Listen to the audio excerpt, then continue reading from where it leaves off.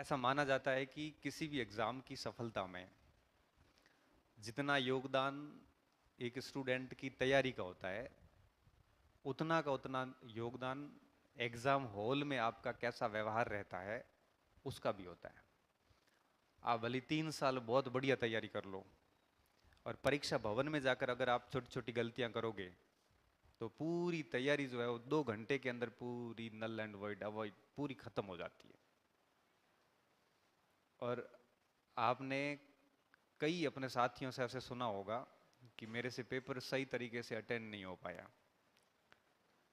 आते हुए सवाल गलत हो गए। ऐसे बहुत सामान्य बिंदु है जो आप अपने साथियों से हर दिन सुनते हैं। देखी हुई चीज़ों की एक सीमा होती है। आप कितने भी यूट्यूब देख लो, कितने भी वीडियो देख लो, आप 10 दिन देखने के बाद 11वें दिन अगर आप खुद से प्रश्न करोगे कितना याद हुआ, तो आउटपुट आता है शून्य। कुछ भी याद नहीं होता है। जब तक हम उस वीडियो को देख के बढ़िया से लिख के रिवीजन नहीं करेंगे तो उसका कोई फायदा नहीं मिलता। दिनों में आप ऐसी माह मैराथन वगैरह फालतू चीजें देखोगे ना, तो ना तो रिवीजन कर पाओगे, दिनों को कंप्लीटली नष्ट करोगे। मैं मेरा खुद का उदाहरण देता हूँ। क्या हुआ, मैं असिस्टेंट प्रोफेसर का इंटरव्यू देने गया था अजमेर। 29 अगस्त को था, 2019 को। 19 ही था ना, नहीं 18, सॉरी 18 को। वापस आते वक्त 2 सितंबर को हेडमास्टर का एग्ज़ाम था मेरा।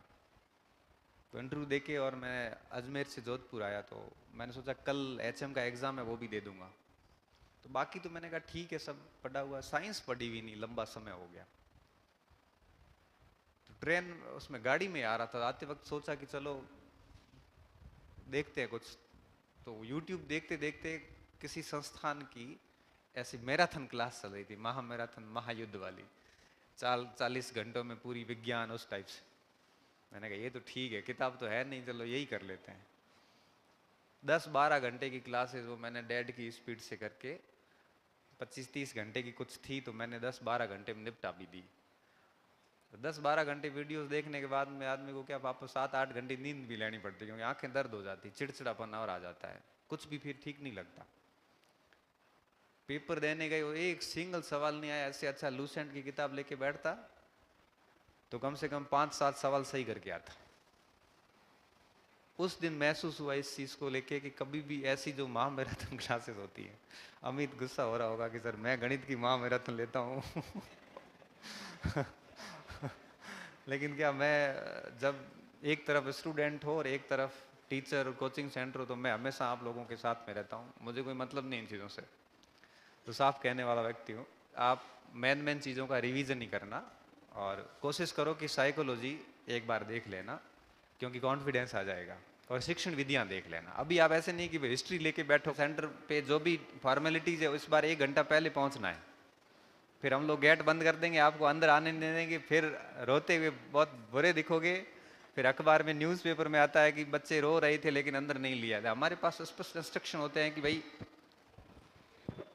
स्पष्ट रूप से इंस्ट्रक्शन होता है 1 घंटा पहले आना है, नहीं तो हम आपको शामिल नहीं करेंगे। फिर गेट बंद हो जाते हैं, हम लोग गलत फहमी में रह जाते हैं कई बार। तो प्रयास ये करो कि अपन 2 घंटे पहले चले जाओ, और एग्जाम से एक दिन पहले आप अपने सेंटर, अपना सारी सामग्री, जो भी आवश्यक नोटिफिकेशंस के अंदर चीजें हैं, खुद से पढ़ लो। किसी की बातों या किसी के भरोसे में मत आओ, और वहाँ सेंटर वेंटर की सारी व्यवस्थाएं अपने स्तर पे कर लो। उसके बाद जब एग्जाम हॉल में जाओ, तो वहाँ ज़्यादा, सबसे ज़्यादा जो ज़रूरी चीज़ें हैं वो ध्यान रखनी है हमारे को। अब कुछ बच्चे क्या करते, पूछते हैं कि पहले कौन सा भाग अटेंड करें। अब हर टीचर अपना अपना अलग मत देता है। कोई कहता है साइकोलॉजी पहले कर लो, कोई कहेगा सामाजिक पहले कर लो, कोई कहेगा लैंग्वेज पहले कर लो। मेरा क्या मानना है कि आपको ये प्रश्न किसी से पूछना नहीं चाहिए। आप पहले वो भाग करो जो आपको लगता है कि हमारा अच्छा भाग है और हम उसको फटाफट कर भी लेंगे। और हर स्टूडेंट की मजबूत पक्ष अलग अलग होता है। किसी को साइकोलॉजी बहुत अच्छी लगती है, 15-20 मिनट में निपटा देते हैं। किसी को सामाजिक बहुत अच्छी लगती है, किसी को लैंग्वेज बहुत अच्छी लगती है। और प्रश्न करते वक्त हमेशा एक चीज का ध्यान रखना, टाइम मैनेजमेंट बिगड़ना नहीं चाहिए। पिछली बार कई ऐसे बच्चे आए, हम जब ड्यूटी करते हैं ना एग्जाम में, तो हम देखते हैं पहले बैठे बैठे 2 घंटे तक पेपर करते हैं आराम से सॉल्व, फिर जब गोले भरने का वक्त आता है फिर हड़बड़ाहट में 5-7 गलत कर देते हैं, गोले भरे नहीं जाते टाइम से, फिर चिल्लाते हैं सर 10 मिनट का टाइम और दे दो। और सर तो कहाँ से दे, सर को खुद को टाइम नहीं है। 2 मिनट लेट होते पीछे सेंटर सुपरिटेंडेंट हमारी हालत खराब करता है कि आप 5 मिनट लेट कैसे आए। तो क्यों ना आप पहले से बैलेंस करके चलो। इसलिए कहते हैं कि जो भाग कर लिया उसके गोले भर के फिर आगे बढ़ो। साइकोलॉजी करी, करने के बाद में 30 ही कर दो, क्योंकि नेगेटिव मार्किंग तो है नहीं। 30 ही गोले भर दो, फिर अंदर से रहेगा कि अब 120 ही बचे हैं। फिर इस तरह से 30-30 करते जाओ, गोले भरते जाओ, फिर आगे बढ़ो। इससे क्या होगा कि आपके ऊपर एक प्रेशर नहीं रहेगा। तो कम से कम गुरुजन से पूछते रहो बार बार कि सर अब टाइम क्या हुआ है। और अलर्ट रहोगे तो ही फायदे में रहोगे। अगर ऐसे बग्गू बने रहोगे, बग्गू होते हैं ना जो जिसको कोई दुनियादारी से मतलब ही नहीं है, कुछ पता नहीं चल रहा है, बस किए जा रहा है, साइन करना आ रहा नहीं, ओमआर भरनी नहीं आ रही है, ऐसी स्थिति में बने रहोगे तो भैया कोई काम की नहीं हो। सही कह रहा हूं। 2 नंबर गलत भर के आते हैं, फिर 5 नंबर काट देता है आयोग। अपने आवे इतना ही है, वो 5 नंबर माइनस और करा दिया। यहां रिजल्ट रुकता है। तो बेहतर ये है कि टाइम मैनेजमेंट का पूरा ख्याल रखें। हम परीक्षा में सबसे बड़ी गलती करते हैं, वो करते हैं हड़बड़ाहट। इतना ज्यादा जल्दबाजी करते हैं, इतनी जल्दबाजी करते हैं, आ रहा है तो भी जल्दबाजी, नहीं आ रहा तो भी जल्दबाजी, आ रहा है तो हम ओवर कॉन्फिडेंट हो जाते हैं। ओवर कॉन्फिडेंट होते ही हम प्रश्नों को आधा अधूरा पढ़ना शुरू कर देते हैं। ये तो पेपर सरल है, 2 प्रश्न को देख के हम पेपर को जज कर लेते हैं। फिर प्रश्न पेपर पत्र को सरल घोषित करके हम गलतियां करना शुरू कर देते हैं। और आपको पता है पास होने वाला 5 नंबर से होता है और फेल होने वाला भी 5 नंबर से होता है। और ये सिर्फ और सिर्फ गैप रहता है अटेंड करने के कारण। प्रश्न को 1 से 2 बार ढंग से पढ़ने के बाद हम विकल्प पे आते थे। और आज भी मुझे कोई प्रश्न बच्चा लेके आता ना, यहाँ पे सब शाम को मेरी क्लास होती है डेली सेकंड ग्रेड एसएसटी में, तो बच्चे प्रश्न ले आते तो मैं चारों ऑप्शंस को एलिमिनेट करता हूँ। मतलब ये हो नहीं सकता, ये भी नहीं है, भले मुझे सीधा उत्तर आ रहा है लेकिन मैं डायरेक्ट आंसर कभी नहीं करता। 3 एलिमिनेट करने के बाद में चौथा अपने आप आंसर शेष बचता है और वो कहते हैं अब ये पक्का उत्तर यही है। और उसके बाद जो आप अगला प्रश्न करोगे ना, वहां आपका कॉन्फिडेंस बड़ा देखने लायक होगा। आपको एक अंदर से फीलिंग होगी कि चलो जितने किए इतने परफेक्ट है। 2.5-3 घंटे जो है ना, वो आपके करियर बनाने के भी है, करियर बिगाड़ने के भी है। 8 महीने 10 महीने 12 महीने जो तैयारी की है उसको मूर्त रूप देने के वो 2 घंटे हैं। अब उसमें अगर आपने गलती कर ली तो 3 साल तैयारी की हो चाहे 1 साल तैयारी की हो, लोगों को ये दिखेगा कि फेल हो गया, इसने तैयारी की नहीं। क्योंकि आपका रिजल्ट आपकी तैयारी का आईना होता है।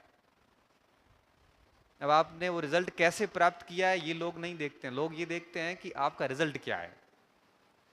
आपसे कम पढ़ने वाला 2 नंबर ज्यादा ला के पास हो गया, आप ज्यादा पढ़ के अगर फेल हो गए तो लोगों को ये लगेगा कि आपने कैसी, आपसे उसने ज्यादा मेहनत की थी। आईना खराब ना करें।